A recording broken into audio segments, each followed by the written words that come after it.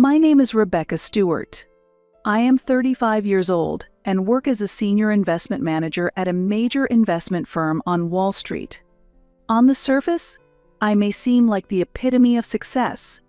I live in a luxury apartment in Manhattan and have a family consisting of my husband and 2 children. My husband, William, serves as an executive at an international construction consulting firm. Our 2 children, 8-year-old Erica and 6-year-old Nathan, attend one of the city's top private schools. However, life has not always been smooth. In particular, my relationship with my family back home has cast a complex shadow over the years. I vividly remember that day 17 years ago.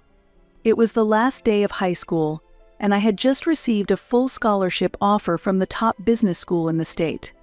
Excited, I rushed home to share the news with my parents. The moment I was about to tell them, my life changed drastically. In the living room, my parents and my older sister, Christina, who's 3 years older than me, were seated. On the table lay Christina's new debt bill placed carelessly. "Mom, Dad, I have fantastic news," I exclaimed, holding up the acceptance letter. I got into Wharton School. My mother slowly looked up from her magazine, and my father put down his newspaper. However, there was no joy in their expressions. Instead, a heavy air filled the room. My mother started to speak, but my father interjected. "Rebecca, we need to talk," he said, his voice tenser than usual. "Christina is in a bit of trouble. We need to pay off her debts." My mother added in a cold tone, "About your college funds. We had to use them to pay off Christina's debts." At that moment, it felt like the world stopped. The funds my grandmother had left for my education, my hope for the future, were used to fill the endless pit of my sister's debts. But that money was for my education. I stammered. "Grandma promised it to me." "Things change," my mother said quietly. "As a family, it's natural to help those in most trouble. Christina needs our help now, and that's the priority." At that moment, years of unfair treatment exploded in anger. "The person in most trouble?" I raised my voice. "Christina made her own mountain of debt. Why should my future be sacrificed?" "Rebecca," my mother scolded me. "Christina is your sister. She's family." "Family?" I scoffed. "Have I ever been treated as part of the family? I'm always in Christina's shadow. My efforts and successes have always been ignored. And now, even the chance I finally grasped. In our family, Christina was always the special one. Her wishes were always prioritized, her failures always forgiven, and now, my future was being sacrificed for her. From my earliest memories, our household revolved around Christina. She had a talent for captivating people. She was especially interested in performing arts. Our parents were obsessed with nurturing Christina's talent. When I scored perfect on a test in elementary school, my mother would dismissively say, "You're good at studying, aren't you?" Meanwhile, if Christina had a minor role in a school play, the whole family would go to watch, followed by a celebration dinner at a restaurant. My birthday presents were practical stationery, while Christina received expensive brands and the latest gaming consoles. As we grew older, the disparity became more apparent. Our household was always strained financially due to Christina's dance lessons and vocal training.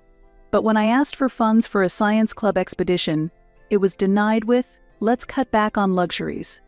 Our parents believed Christina has the potential to be a star. She'll make the whole family happy in the future.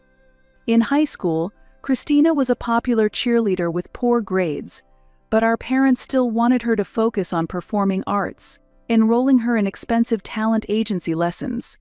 Meanwhile, I was an honor student and student council president in middle school, yet our parents never attended any school events.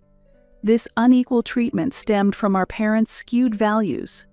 Both were enamored with flashy talent, which made them somewhat dissatisfied with my steady achievements.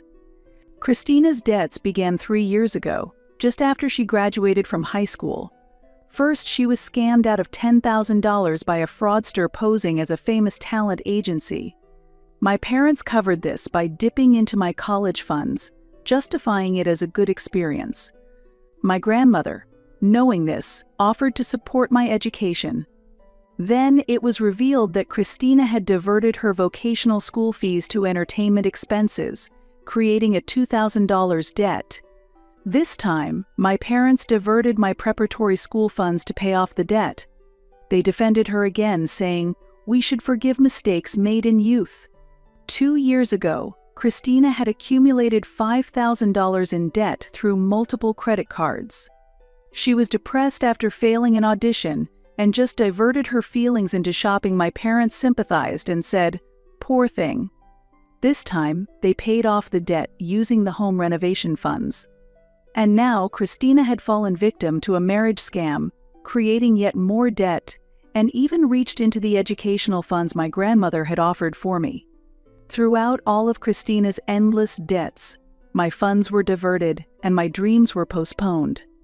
My parents accepted all her excuses and dismissed her irresponsible actions as youthful mistakes. That night, I packed a bag with a few clothes and the bare essentials and left home. My only refuge was my paternal grandmother, Barbara's house. She was waiting at the door as if she had expected me, and without asking anything, she simply embraced me. With her usual calm smile, she said, "Let's make some tea."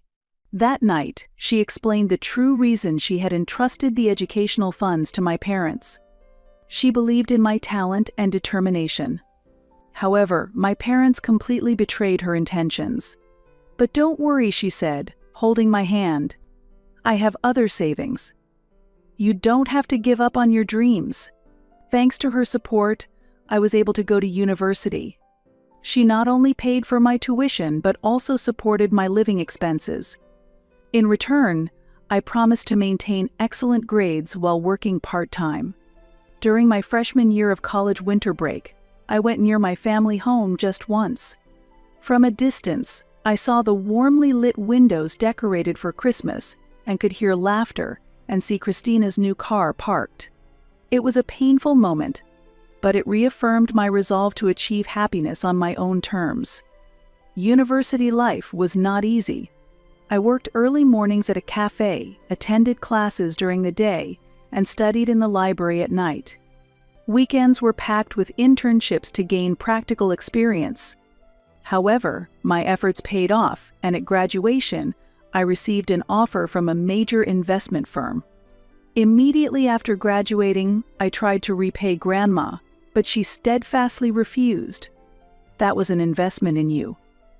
You graduated with excellent grades, just as you promised. You don't have to give me anything else." Over the following years, my career progressed smoothly.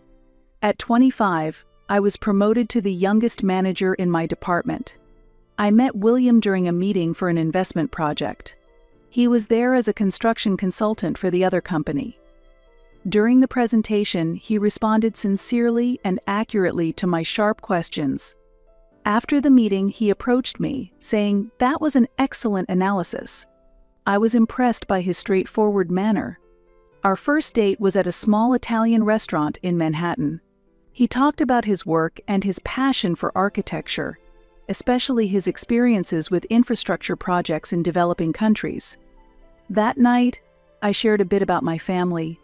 After listening, he said, "We can't change the past, but we can create our future." From that night on, we gradually grew closer. Dinner after overtime, coffee on days off, and weekend museum dates. Time with him gave me new perspectives. A year later, we got married. The wedding was small but heartwarming. Although simple, it was perfect for me because Grandma was there. I did send invitations to my parents and sister, but there was no response. "I'm proud of your choices," Grandma said, embracing me after the ceremony. "This is the beginning of your new family."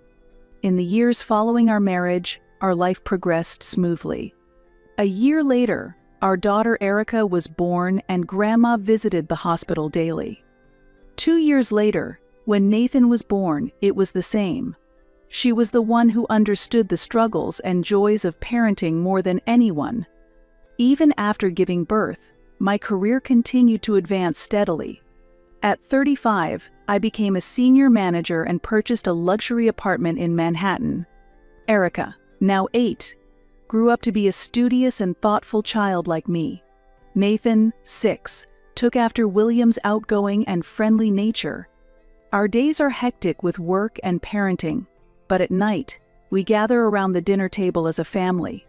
I cherish these moments of everyday happiness more than anything. Meanwhile, my relationship with my parents and sister had completely ceased.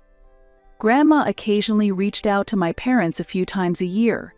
Sometimes I would hear about their latest news from her, but I avoided any further contact. The separation from my family had become a sealed past buried deep within my heart. Occasionally, the sight of mothers and daughters shopping together during the holidays or hearing colleagues talk about their family homes would bring a faint pain, but it faded amid the busyness of daily life. William understood my past and never broached it. However, during family-centered seasons like Thanksgiving and Christmas, he would subtly check on me. Grandma visited us every weekend, and the children were captivated by her stories of traveling the world when she was younger. Those stories were among the children's favorites.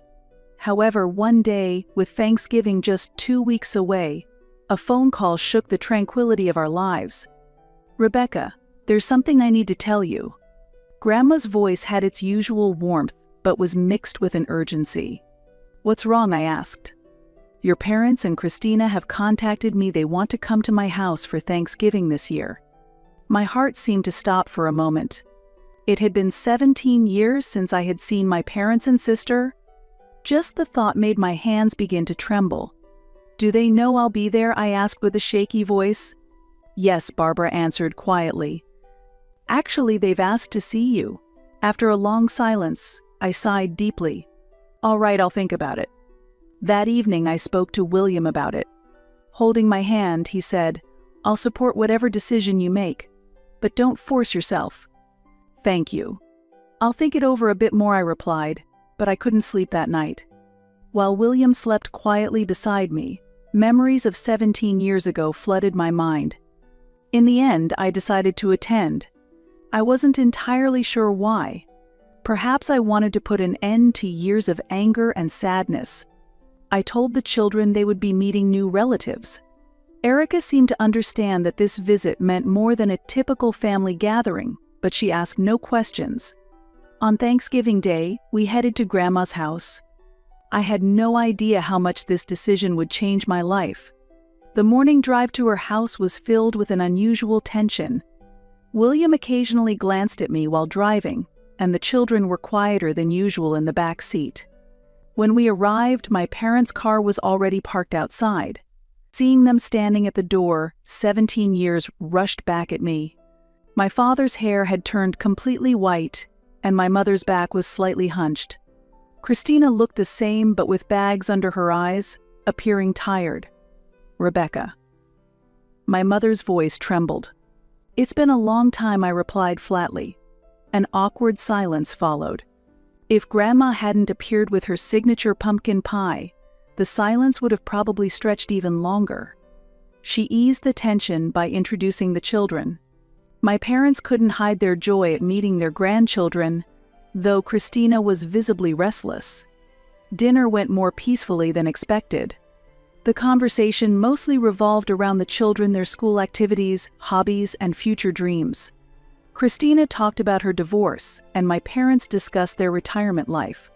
It was a superficial conversation, but at least there were no conflicts. During the meal, I observed my parents. My father's hands shook in a way they hadn't before. My mother's cough also caught my attention. Suddenly, I realized they had aged. Gradually, the conversation turned to the unavoidable. "Rebecca, I want to apologize for that time," my mother suddenly started. "We were wrong about using your education funds." My father nodded, adding, "We almost ruined your life. I'm truly sorry." Although I had been waiting for these words, I didn't know how to react when I actually heard them. Something inside me crumbled. The anger and sadness I had held for years seemed to slowly dissolve. "I need some time to think," was all I could manage to reply. Afterward, our relationship with my family slowly began to improve. We had monthly dinner gatherings and occasional phone calls. On the surface, we appeared like a normal family. However, another problem soon surfaced. My parents' house was deteriorating, and more repairs were needed as time went on. Christina had returned home after her divorce and was scraping by with part-time work. Initially, I started helping them with small amounts for repairs. Gradually, it evolved into a monthly financial assistance for living expenses. Considering my financial stability, it wasn't a significant burden. I decided to support my family and began sending $1,000 each month. I also made sure our children visited regularly. However, one day, after more than 6 months of this routine, I received shocking news from Grandma. "Rebecca, you are being deceived," she said sadly. "They are laughing at you behind your back, saying, 'Let's milk her for all she's worth. She's rich after all.'" Those words chilled my heart. I talked about this with William when I got home. He was busy preparing for a 3-month overseas project he had been assigned to. After listening, he suggested, "Why don't you test them to see their true colors?" We talked for a long time that night. Erica and Nathan had already gone to bed, and the Manhattan nightscape formed the backdrop of our conversation. "But I'm worried about the kids," William said cautiously. "Is it okay to involve them in such a plan?" Indeed, I shared those concerns. However, I believed that if we didn't resolve this issue, it would somehow affect our children in another way. "I'll explain to them that they will be spending a short time at Grandma's house," I resolved. "You really are going overseas, so we should use that as part of our plan," he said, looking concerned. "Okay, but promise me, if things get worse, we will stop the plan immediately." I nodded, and the plan was set. Using William's overseas assignment, I decided to fabricate a story about divorce. The plan was to take the children and seek help from my parents. On the day we executed the plan, I took the kids to my parents' house. I deliberately wore minimal makeup, created bags under my eyes, and looked as if I hadn't slept well for days. We told our children that this was just a little act related to Daddy's overseas work. At dusk, we stood at my parents' front door, intentionally dressed in old clothes and carrying 2 suitcases. Before ringing the bell, I took a deep breath. My mother opened the door. "Rebecca? What are you doing here at this hour?" I brought up real tears to make my act believable. "Mom." I said, my voice trembling as I embraced the children's shoulders. In the living room, my father and Christina were watching TV and clearly annoyed by our arrival. I let the children play in another room. "William and I are getting a divorce," I sobbed. "He cheated." My mother and Christina looked shocked for a moment, then exchanged meaningful glances. My father didn't even look up from his newspaper. "So, we need to stay here for a while." I felt an icy chill in the room. "Oh, so the snooty little sister has her day of reckoning," Christina sneered. "There's no extra room in this house," my mother stated coldly. "But think of the children. What value do you have without your rich husband?" Christina stood up. "You've looked down on us all these years, and now you run back to your parents' house when things go sour. Don't make me laugh. All the help you gave us before was just you flaunting your success, wasn't it?" My mother joined in, acting like a success, looking at us with pity. Finally, my father looked up from his newspaper and stared at me coldly. "Get out," he said. At that moment, Grandma's words were proven right. They weren't happy to see me, they had just been using me. Their love was contingent on the financial benefits it brought. The pain from 17 years ago resurfaced in a new form. But this time, I had the strength to handle it. "Okay," I said quietly. "This is the end of it all." I took the children to another room, grabbed their hands, and headed for the entrance. When we got home, I immediately started the necessary procedures. I stopped the monthly transfers and canceled the payments for the repairs. Calls of anger from my parents and Christina followed one after another. For the first few days, my mobile phone rang incessantly. The content of the messages escalated over time, eventually including threats. However, I did not respond to any of them. Instead, I decided to take legal action and hired a lawyer. As a result, a court ordered my parents and Christina to return the full amount of the education trust fund, paid damages, and issued a restraining order prohibiting them from contacting me. Unlike 17 years ago, this time I truly decided to sever ties with my family. It was also a testament to my own growth. The next weekend, I visited Barbara's house. She seemed to have already understood the situation. On the table, there was a lemon pie, my favorite, and cookies for the children. "Your mother came by," she said quietly. I gasped. "What did she?" "She wanted to see you." "But I turned her away because she's supposed to be banned from contacting you," Grandma continued as she poured the tea. "She brought some of your childhood photos. She tried to stir your emotions by showing you nostalgic memories." I couldn't help but give a wry smile. My mother's tactics were the same as always. Appealing to emotions, stirring up guilt. But those tactics no longer worked on me. Grandma had witnessed it all. "You made the right decision," she told me. "I've also made a decision. I won't leave anything to your parents. I've decided to donate my estate to charity. Now, I am looking at life from a new perspective. I have learned that blood does not necessarily mean family, and sometimes, the family you choose can truly be your family." Afterwards, Grandma made a significant decision. She sold her house and moved to an assisted living facility. "I've lived in this house long enough. I want to make new memories in a new place," she said. While preparing for the move, we sorted through the items that held memories of the house. An old album surfaced, and a photo of me on my high school graduation day appeared. Next to my beaming smile, Grandma looked proud. "Do you remember," she said, holding the photo, "that day you chose your future. And now, you've built a wonderful life." On the day of Grandma's move, Erica and Nathan were very excited. They helped decorate her new room and enjoyed drinking hot chocolate at a nearby cafe, which became their new treat. Meanwhile, my parents and sister seemed to be struggling. The $1,000 I had been providing every month was treated as a rightful income to support their lavish lifestyle. Thinking they could always rely on me for money, my parents had squandered their retirement funds on stock investments. 3 months after I cut off the financial aid, Barbara told me about their situation. In addition to their original debts, the repayment of the education funds and the damages were straining their finances. Collection notices were arriving at my parents' house, and the debt collectors for Christina's debts were becoming more aggressive.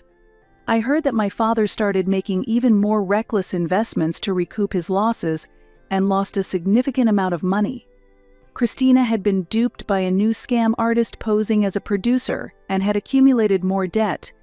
She was driven to a breakdown and became dependent on tranquilizers. My parents could no longer afford the upkeep of their house, had their electricity cut off due to unpaid utility bills, and were forced to sell their home. Eventually, they rented a small apartment in a rural town. My father began working as a part-time security guard, and my mother started as a cashier at a supermarket. Rumors reached me that Christina was moving from one friend's apartment to another to evade debt collectors. But this was a result of their own actions. They took for granted the kindness of others and exhausted it for their own luxury. "What goes around comes around," Grandma said quietly. "But you made the right choice. They were always going to live depending on others." Barbara is now living comfortably in the assisted living facility. On weekends, I take the children to visit her, and spending time in the facility's garden has become our routine. Erica joined the facility's gardening club, and Nathan enjoys playing chess with the other residents. William returned from his overseas assignment and fully supported my decision. "You made the right choice," he said, embracing me. "You are freed from a debt you never owed." Our bond has grown stronger than ever. I believe his support was crucial in overcoming this challenge. Life sometimes requires painful choices, But if those choices are based on one's own truth, I believe they will invariably lead to the right path.